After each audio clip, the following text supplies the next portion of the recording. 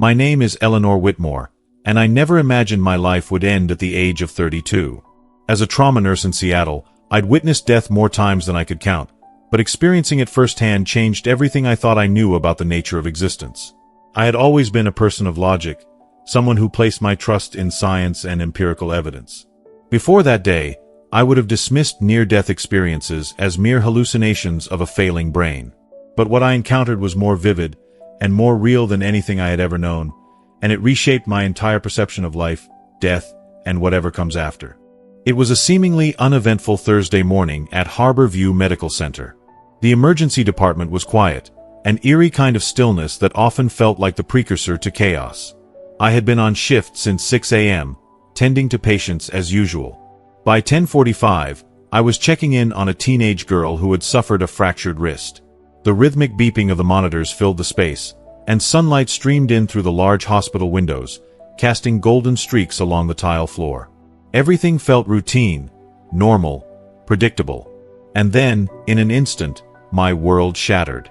A sudden, excruciating pain gripped my chest as if an invisible force was crushing me from within. It was nothing like the pain I had read about in medical textbooks. This was raw, merciless, and absolute. I tried to steady myself by reaching for the wall, but my body betrayed me. The last thing I heard before the darkness took me was my patient's terrified scream as I collapsed onto the cold hospital floor. Later, I learned that I had suffered a catastrophic pulmonary embolism. An undiagnosed clotting disorder had sent a deadly clot into my lungs. My heart stopped. Clinically, I was dead for 4 minutes. But within those moments, I experienced something that would forever redefine my understanding of reality. The first thing I was aware of after the darkness was an extraordinary sensation of weightlessness. I found myself hovering above the scene of my medical crisis, staring down at the frantic efforts to revive me. The ER was a storm of motion. My colleagues, professionals I had worked alongside for years, were fighting desperately to bring me back. Dr. Martinez, our chief of emergency medicine, was leading the resuscitation efforts, his expression more intense than I had ever seen. Sarah, my closest friend and fellow nurse, was preparing the defibrillator, her hands steady but her face streaked with silent tears. I wanted to call out to them, to reassure them that I was unharmed, that I felt no pain, only peace, but I couldn't make a sound. Watching my own lifeless body from above was a surreal experience, like witnessing a scene from a medical drama where I was both observer and participant. I heard familiar medical commands being shouted: defib, clear, administer one of AP, terms I had spoken countless times myself. Yet, instead of fear, I felt a profound sense of calm. All the anxieties, doubts, and worries that had followed me throughout my life were simply gone. A deep serenity enveloped me, and I knew with certainty that I was exactly where I was meant to be. Then, the scene below me began to fade as an unseen force gently pulled me away. I felt myself moving rapidly through a tunnel bathed in radiant light. The speed was unfathomable, yet it felt completely natural, as if I had traveled this way before. The light grew increasingly brilliant, yet it did not hurt my eyes. Instead, it filled me with an overwhelming sense of warmth, like stepping into the embrace of a long-lost loved one.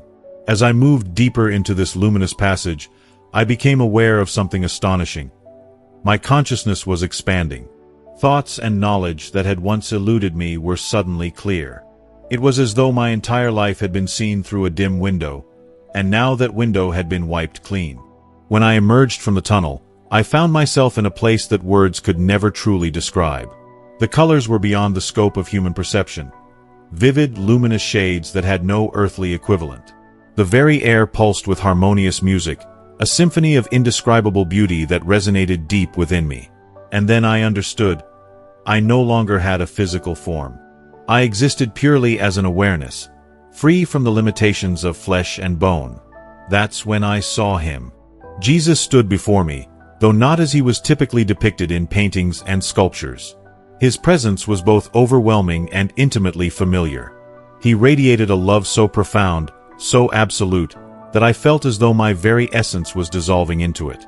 There was no fear, no doubt, only the certainty that I was completely known and entirely loved.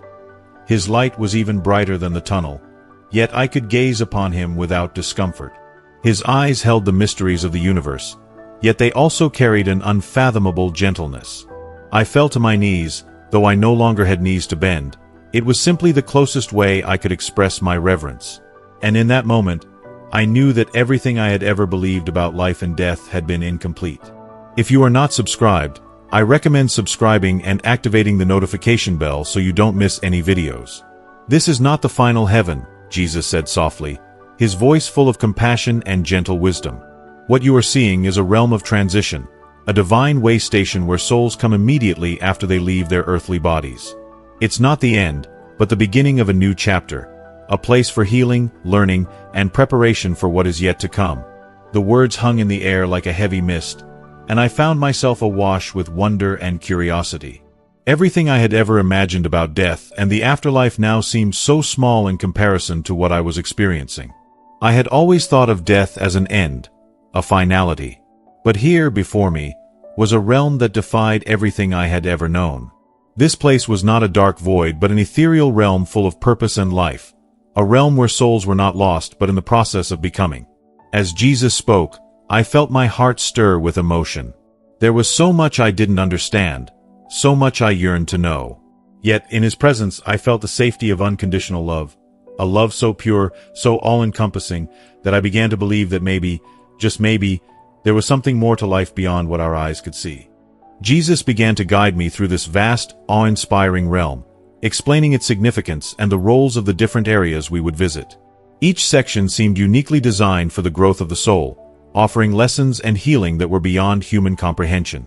The first area we entered was called the Gardens of Peace. From the moment we stepped inside, I was struck by the sheer beauty of it. The landscape was bathed in a soft, golden light that shimmered like liquid sunshine. It wasn't just a garden, it was a sanctuary of light, love, and healing. The air itself seemed to hum with divine energy that filled my entire being with a sense of tranquility and wonder. Souls moved gracefully through the gardens, each one radiating a quiet, profound peace. Some souls sat in deep meditation, their faces serene and peaceful as they connected with the divine, while others walked slowly, almost reverently, taking in the breathtaking beauty of their surroundings. The flowers in the garden bloomed in a kaleidoscope of colors that shifted and changed with every breath. Trees whispered in the wind, and the sky above was a canvas of light and color that stretched infinitely. It felt as if the entire garden was alive, an expression of divine love itself, created to nurture and support these souls in their journey. The souls here, Jesus explained, his voice filled with reverence, are those who lived lives of love, service, and compassion on earth. They were healers, givers, and lovers of humanity. Their earthly lives were marked by kindness, selflessness, and a deep desire to help others. Here they rest, not in passivity, but in deep contemplation and growth. This place is where they are nurtured, where their spirits can heal and expand as they prepare for the final resurrection. I watched as the souls glided effortlessly through the gardens, their faces glowing with an inner radiance that seemed to come from deep within their being. It was a light so pure that it made the very air around them shimmer. But what struck me most was that not all the souls shone with the same intensity. Some glowed brighter than others, and I could sense that there was a reason for this difference. Why do some shine brighter than the others? I asked, my voice trembling with wonder. Jesus smiled gently as if he had been expecting the question. The brightness you see, he explained, reflects the degree to which they allowed divine love to flow through them during their earthly lives. Those who lived with greater compassion, who gave freely and selflessly, shine with a brilliant light. But even here, their light is not fixed. It continues to grow. The more they learn, the more they embrace the divine love that sustains them, the brighter their light becomes. I found myself struck with a deep yearning to understand, to be more, to shine brighter, to be worthy of such a light. I longed to embody that kind of love, that kind of purity. But I also felt a deep sadness within me. How many times had I held back love in my own life? How many moments had I chosen selfishness over selflessness? The thought weighed heavily on me, but I felt no judgment here, only the deep, loving presence of Jesus, whose gaze was full of understanding and compassion. But then, something unexpected happened. Jesus beckoned me toward a new section, one that radiated a completely different energy. "This is the halls of learning," he said, his tone shifting to one of awe and reverence. The energy here was more vibrant, more dynamic, and filled with purpose. It felt as though the very air was charged with possibility, like the beginning of something new. The space stretched out before us, vast and luminous, filled with what looked like amphitheaters of pure light. I could see souls in the distance, gathered in groups, surrounded by luminous beings, beings of extraordinary wisdom and compassion. These beings were not mere teachers, they were the embodiment of divine understanding. This, Jesus said, his voice filled with a deep reverence, is where souls come to learn, not just to be taught, but to truly understand. It is here that they review their earthly lives, not as a judgment, but as an opportunity for profound growth. I was stunned as I watched a soul participate in what could only be described as a life review. But this was not the kind of review I had expected. The soul wasn't being condemned for their mistakes or failures. Instead, they were experiencing each moment of their life from every possible angle. They were not just seeing their actions, they were feeling them. They experienced the ripple effects of their every choice, not just from their perspective, but from the perspective of everyone their actions had touched. I saw one soul reviewing a simple act of kindness, giving money to a homeless person. But as the soul relived the moment, they experienced the entire cascade of effects that rippled from that single action. They saw how that act not only helped the recipient buy food for the day, but how it had restored that person's faith in humanity. I felt a swell of emotion as I watched the person, filled with renewed hope, seek help, turn their life around, and eventually help others. That one small, seemingly insignificant act of kindness had sparked a chain of events that would affect countless others for the rest of their lives. And then, I witnessed something that left me in tears. Another soul was reviewing a painful moment, a moment of anger when they had lashed out at their child. As they relived the scene, they didn't just see the words they had spoken, they felt the weight of them. They felt the sharp sting of the child's pain. They saw the long-lasting effects that moment of cruelty had caused, the wounds that had affected their child's self-worth, their relationships, and their ability to trust. I turned to Jesus, my heart heavy with compassion. How can they bear this? How can they live with the pain of knowing they caused such suffering? Jesus placed a gentle hand on my shoulder, his gaze filled with infinite love. It is not about punishment, he said softly. It is about understanding, healing, and growth. Every soul must see the true impact of their actions, not to condemn them, but to help them evolve, to grow in love, in compassion, and wisdom. I watched as the soul, guided by a divine teacher, began to understand the roots of their anger. They saw how their pain had been a response to their unresolved issues. And in that moment of deep understanding, they began to heal, not only themselves but also the wounds they had caused. I stood there in stunned silence, my heart breaking and yet filled with a deep sense of peace. For the first time, I understood that death was not an end, but a beginning of learning, of healing, and of growing into the fullness of divine love. And in that moment, I knew with every fiber of my being that when my time came, I wanted to shine with that light. I wanted to learn, to love, and to become more than I ever thought possible. I wanted to be part of the divine ripple, creating a wave of love and healing that would spread throughout the world, long after I was gone. If you are still watching this video and find these lessons useful, please comment 1 below to let me know that you are still here with me. The atmosphere around me felt charged with both intense love and profound peace, as if the very air pulsed with understanding. In this area of the realm, I saw something that made my heart swell, a collective movement of souls working in unison, not for themselves but for others. Jesus explained to me that these souls were what humans often called guardian angels. They were souls who had decided to remain in this realm after their earthly lives to assist, guide, and protect those still living. As I watched these souls, I felt an overwhelming sense of connection and recognition. Among them, I saw a familiar figure, my grandmother. She stood there, radiating love and vibrancy, exactly as she had in her prime. There was no sign of age or frailty, only the fullness of her life and spirit. She looked directly at me and smiled, and at that moment, an immense wave of understanding washed over me. I understood then how my grandmother had always been a guiding force for our family since her passing. Her love and protection were never gone, they had simply shifted into another form. I saw countless moments in my life where her presence had been subtle yet powerful. I saw her comforting my mother during her battle with cancer, standing by her side in the quiet, tender moments when she needed strength the most. I saw her standing beside my brother during his wedding, her loving energy enveloping him as he took his vows. And most poignantly, I saw her with me during my most difficult times. I could feel her influence, especially during moments in the emergency room when I was unsure, frightened, or overwhelmed. Her presence was always there, helping to guide my hands and steady my heart. Through these images, I realized that every time I had silently asked for her help, her response was immediate. Every prayer is heard, my grandmother communicated to me, her thoughts flowing directly into my mind with a clarity that transcended language. Every moment of need is known. Her voice, though not spoken aloud, was full of such deep love and compassion. She continued, "We can't always prevent difficulties, for challenges are necessary for growth. But we can send love, strength, and guidance. And sometimes, we can help prevent accidents or guide you to make better choices. But we must always respect free will." Her words were simple, yet they carried an immense depth of truth. I felt a sense of peace flood through me as I understood her role not as a fixer, but as a guide, always offering love, direction, and comfort, but never overstepping the bounds of free will. She was part of a larger web of care and guidance, a divine network that connected all souls, whether living or past.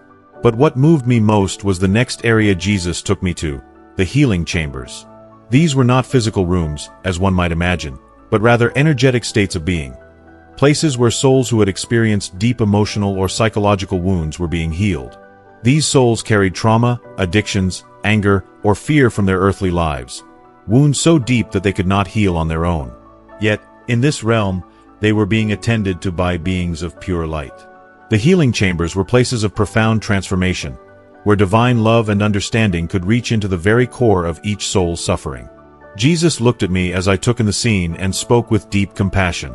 "This is one of the greatest misconceptions of human religions," he said. "No soul is beyond redemption. Even those who have lived the darkest lives carry within them the potential for transformation. Love, pure, unconditional love, is the most powerful force in existence. It can heal even the deepest wounds." What I saw next astonished me.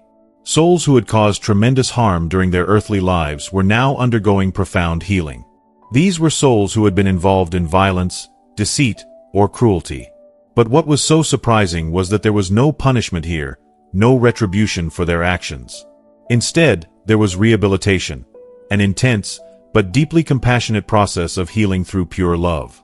These souls were facing the full impact of their past choices, and they were experiencing the pain they had caused others. But they weren't alone. They were surrounded by divine beings of light who helped them understand and process their actions with deep empathy and compassion. It was not a process of suffering for suffering's sake. It was a process of profound growth, of coming face to face with the truth of one's actions, not to be punished, but to be healed. I watched as one soul who had caused great harm began to see the full consequences of their actions. They felt the pain they had caused in others, the families torn apart, the trust broken, and the lives affected in ways they had never realized. Yet, amid this realization, the soul was met with an overwhelming flood of love, a love so pure and intense that it began to heal the deep wounds within them. This love didn't erase the consequences of their actions, but it helped them understand that they were not defined by their mistakes. Through divine love, they began to transform. They were not abandoned to their fate. They were guided through their healing journey by compassion and understanding. "It's not about the punishment," Jesus explained as I stood in awe of this process. "It's about the healing. It's about guiding the soul back to its divine nature. No matter how dark the earthly journey is, love is the key to transformation.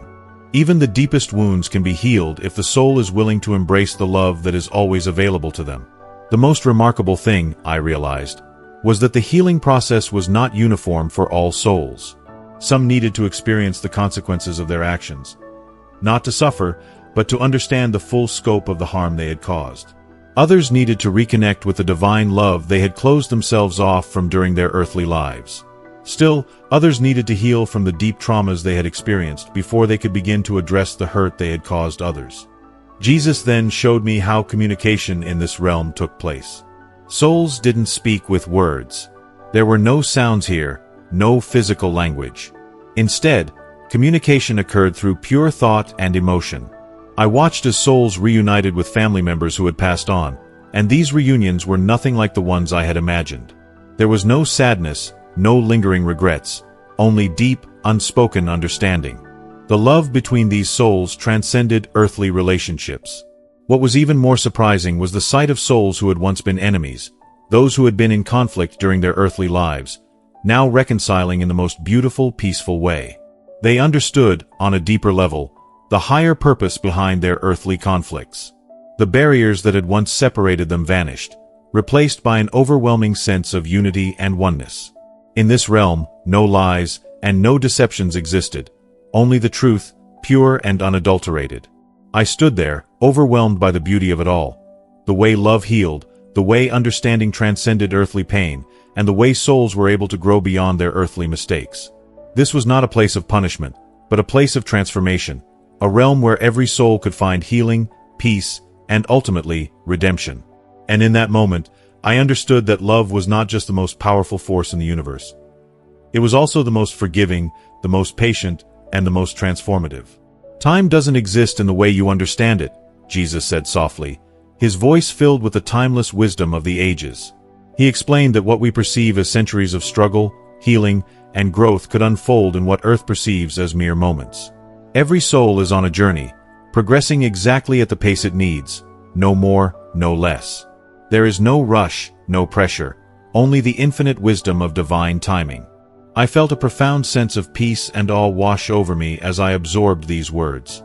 It was as though time, the very thing we are bound by, lost its grip on me, and I was free to just be.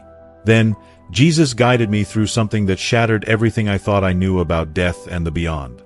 In a distant higher realm, I witnessed souls far more advanced than most, working together in a magnificent, ethereal dance of creation. These beings, brimming with light and love, were not merely evolving, they were actively participating in the divine act of creation itself. I watched, mesmerized, as they manipulated pure energy, molding new realities, breathing life into new worlds, and guiding the very evolution of life on existing planets. The beauty of it was indescribable, and I felt both humbled and awestruck, knowing that this level of creation was within our reach, one day. Earth, Jesus continued, is but one small school in a vast universe filled with infinite realms of learning. The physical universe as we know it, it's just the beginning, a speck in the grand design of all existence. My heart swelled with the realization that we are not alone and that the journey of the soul is far broader and deeper than I could ever comprehend. But then, Jesus revealed something that tugged at my heart, a place where souls had chosen to remain in darkness, a place unlike anything I had seen before. The air felt cold and thick with isolation, and I felt an overwhelming sense of sadness. These souls, Jesus explained, had not yet chosen to accept love and healing. They were trapped in their pain, unwilling to embrace the light. But as I watched, I saw beings of light constantly offering them love, never giving up, never condemning. Even in the darkest corners, love was still being offered. This, Jesus whispered, is true divine love. It never forces, it never condemns, but it never gives up. It's patient. It's persistent. And no matter how lost a soul might seem, it will eventually find its way back to love. It's not a question of if, but when. My heart ached for those souls, yet I felt comforted knowing that love would eventually find them, no matter how long it took. Then, Jesus shared something that weighed heavily on my heart, a truth about the state of humanity. We stand at a crossroads, he said. Humanity is at a critical turning point, and the choices made now will shape the future of Earth and all its inhabitants. But the most important thing to remember, Jesus stressed, is that free will is absolute. The future is not set in stone. I saw before me the potential for multiple futures. Some were breathtakingly beautiful, filled with harmony and wisdom, where humanity lived in peaceful coexistence with each other and with nature. Technology, in these futures, would serve the collective good, and love would be the guiding principle in every decision made. It was a vision of hope and unity that filled me with immense joy. But then I saw other futures where humanity's choices led to devastation, suffering, and destruction. The contrast was shocking, and my heart felt heavy with sorrow for the potential pain that lay ahead. Yet, in these futures too, there was a lesson. The key to altering this course was love. Not love as a distant, abstract concept, but love in action. Every small act of kindness, every moment of forgiveness, every conscious choice for peace over conflict. These would shape not only individual souls but the future of humanity as a whole. The future is a collective creation, one where each soul plays a role, whether big or small. And then, Jesus showed me something that filled me with a sense of wonder that words cannot fully capture: the interconnected web of all existence. I could see clearly how every soul, every being, and every atom of creation is intricately connected. Every action, every thought, every word has a ripple effect throughout the universe. Love is the force that binds it all together. When you forgive, you're not just healing the one you forgive. You're healing yourself and contributing to the healing of the entire cosmos. This was a truth so profound that it left me speechless. I saw how the prayers and loving thoughts of people on earth created actual patterns of light, patterns that affected the physical world in ways I could never have imagined. I saw people praying for their loved ones, and I witnessed how these prayers were answered, sometimes in the most unexpected of ways. Every prayer, every heartfelt wish, was received and responded to, though not always in the ways we expected. But the love behind the prayer was always acknowledged. Jesus then told me that it wasn't my time to stay. With a look of deep compassion, he gave me a mission. Tell them what you've seen, he said. Tell them that death is not the end, that every soul continues its journey, that love is the most powerful force in existence, and that no one is ever truly lost. His words resonated in my soul, and I knew without a doubt that this was the truth I had to share with the world. But before I left, Jesus shared one final earth-shattering truth that left me shaken to my core. The greatest illusion, he said, is the illusion of separation. All souls, all beings, all of creation, are deeply interconnected in ways that your earthly mind can scarcely comprehend. The love you give to others, you give to yourself. The harm you do to others, you do to yourself. There is no other. There is only us, connected in the vast, infinite web of existence. If you are still watching this video and find these lessons useful, please comment 2 below to let me know that you are still here with me. And as I returned to my earthly body, these truths lingered with me, etched into my very being. I understood at a soul-deep level that the journey of the soul is eternal, that love is the guiding force of all creation, and that we are never truly lost, no matter how far we stray. It was a gift, this vision, and it filled me with hope and understanding I had never known before. Love is everything. And in the end, it is love that will always bring us home. Forgiveness and love are not just virtues. They are the very essence of healing, the forces that mend not just individual hearts but the entire fabric of existence itself. As Jesus showed me, every single act of love, no matter how small, sends waves of light rippling through all dimensions, touching souls we may never even meet, uplifting and healing in ways beyond our comprehension. And yet, the same is true in reverse. Acts born from hatred, fear, or resentment create shadows that linger, waiting to be transformed. That is the great work of every soul, to turn darkness into light, to transmute fear into love, and to dissolve the illusion of separation into the profound truth of unity. Then, without warning, I felt a force pulling me back, swift, undeniable. My time in that sacred space was over. The last thing I heard was Jesus' voice, filled with infinite love and urgency. Remember, love is not just a feeling, it's a choice. And it's a choice you must make again and again, in every moment. Those words seared into my soul. A moment later, I gasped awake, my body convulsing on the hospital floor, the sterile brightness of the emergency room blinding me. My colleagues stood over me, their faces a mixture of shock and relief. The defibrillator had just delivered its 3rd electric shock to my chest. I had been clinically dead for 4 minutes and 52 seconds. But in those minutes, those mere earthly minutes, I had lived an eternity.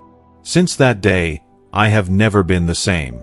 I no longer fear death, yet I cherish life with a depth I never knew was possible.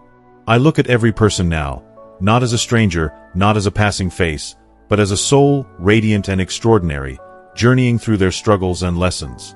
I no longer see suffering as mere misfortune, but as a profound opportunity for growth. And my work as a nurse? It has become more than a profession. It is a sacred duty. When I walk into a hospital room, I don't just see a body in pain. I see a soul, luminous even through the weight of illness. I understand now that healing is not just about medicine, not just about the physical. It is about the spirit, about love, about connection. And sometimes, when the air is still and the moment is right, I can feel them, those beings of light, standing silently beside a patient's bed, offering comfort beyond what human hands can provide. But perhaps the greatest truth I have come to understand is this: death is not the end. It is not even a pause. The souls who have crossed over are not merely resting in some eternal slumber. They are alive in ways more vibrant and purposeful than we can imagine. They are learning. They are healing.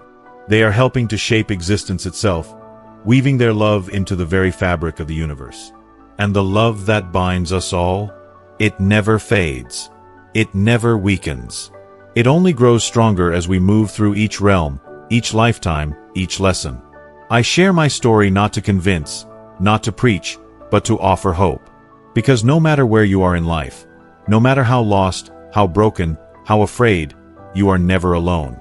You are deeply loved, eternally connected, and forever part of something vast, beautiful, and divine.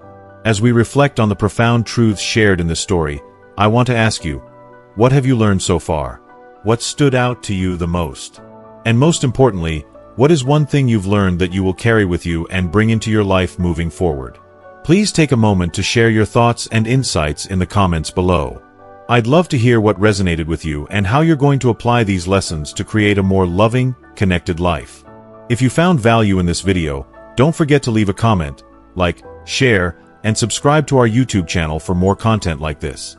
Thank you for being part of this journey, and I look forward to hearing your thoughts.